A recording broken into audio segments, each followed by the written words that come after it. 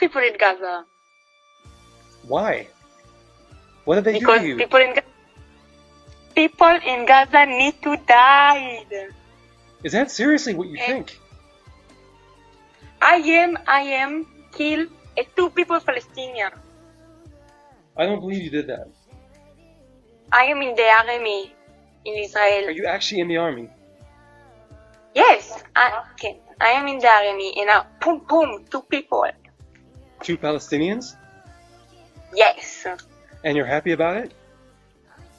Yes, The of world- course. the I world- want to kill more. The world's gonna see your actions.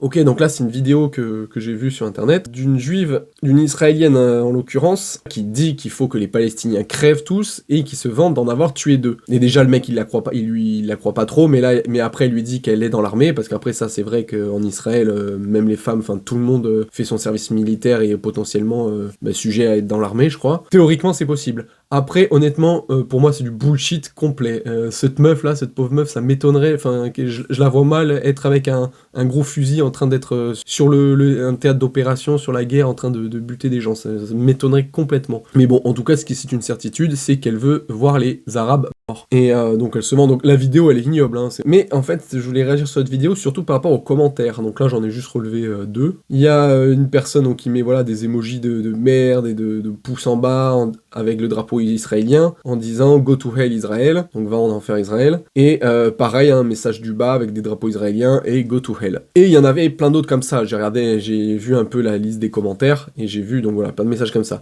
Alors soit c'est des gens qui de base sans cette vidéo avaient ce genre de discours à vouloir absolument voir l'Israël brûler, donc c'est une chose, mais il y en a beaucoup aussi qui réagissent par rapport à la vidéo. En fait je trouve tout autant stupide. Bien sûr que ce que cette meuf dit est absolument ignoble, mais le problème, c'est que cette meuf, c'est pas Israël en fait. C'est pas la population entière. En fait, c'est ça que je veux dire, c'est que j'ai noté très peu de commentaires qui la visent elle directement. C'est vraiment des messages globaux du pays. Vous pouvez avoir des enfoirés de n'importe quel pays qui vont avoir des discours immondes, mais c'est pas pour ça que ça reflète l'ensemble du pays, quoi. Donc voilà, en fait, c'est le problème avec ce conflit, c'est que ça s'arrêtera jamais, parce qu'en fait, au lieu d'avoir un peu de recul et de retenue, et de se dire ce qu'une personne fait ou dit, ça n'engage qu'elle, les gens, ils prennent un cas pour englober tout le monde, quoi. Et on pourra aller plus loin, même avec les gouvernements. C'est pas parce qu'il y a un gouvernement qui décide de faire quelque chose que le peuple entier est avec lui. Et c'est ça le gros problème des démocraties, c'est qu'autant un pays totalitaire, le chef, il dit je vais attaquer un pays auquel le peuple il a rien le droit de dire, mais par contre dans une démocratie